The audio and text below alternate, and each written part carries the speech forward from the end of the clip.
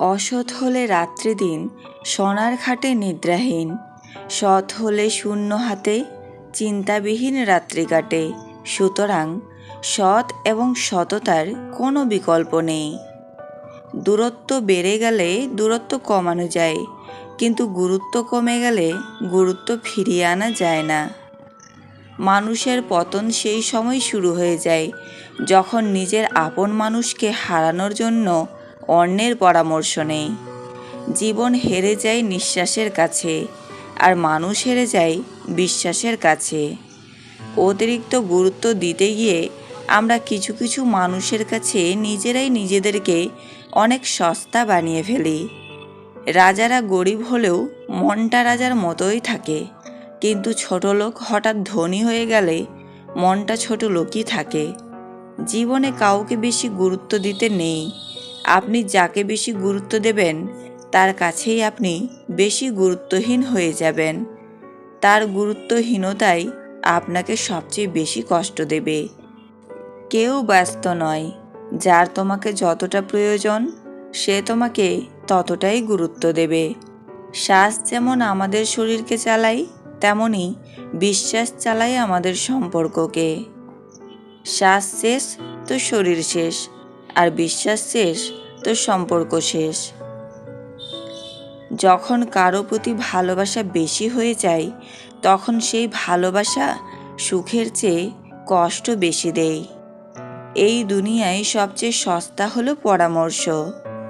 একজনের কাছে চাইলে 10 জন দিয়ে দেবে, আর সবচেয়ে দামি হলো সাহায্য। 10 জনের কাছে চাইলে হয়তো একজনের কাছেও পাবে না। কিছু কিছু মানুষের কথার আঘাতগুলো এত ভারী হয় যে না চাইতেও চোখে জল চলে আসে।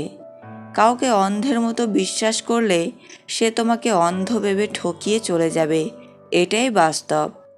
যে আজ তোমাকে অবহেলা করছে, গুরুত্ব দিচ্ছে না, ধৈর্য ধরো, একদিন তোমাকেই তার সবচেয়ে বেশি প্রয়োজন হবে।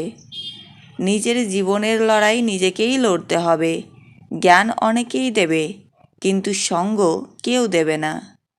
নিজের দুর্বলতাগুলো কখনোই অন্যজনের কাছে প্রকাশ করো না।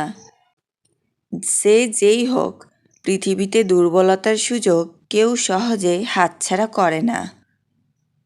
মৃত্যু আর ভালোবাসা দুটো জিনিসই না জানিয়ে চলে আসে। একটি নিয়ে যায় মন, আর একটি নিয়ে যায় জীবন। কিছু মানুষের কষ্টের তীব্রতা এতটাই বেশি হয় যে সে না পারে কিছু বলতে, না পারে চিৎকার করে কাঁদতে। নারীকে কাছে পেতে চাইলে এই একটি কাজ করো, আর তা হলো তার কাছে একজন বিশ্বাসযোগ্য মানুষ হয়ে ওঠা। অন্যের ক্ষতি করতে চাইলে নিজের ক্ষতি হবেই। হয়তো ক্ষতির ধরন ও সময় একটু ভিন্ন হবে, তবে ক্ষতি হবেই, কারণ প্রকৃতি তার আপন গতিতে প্রতিশোধ নেয়।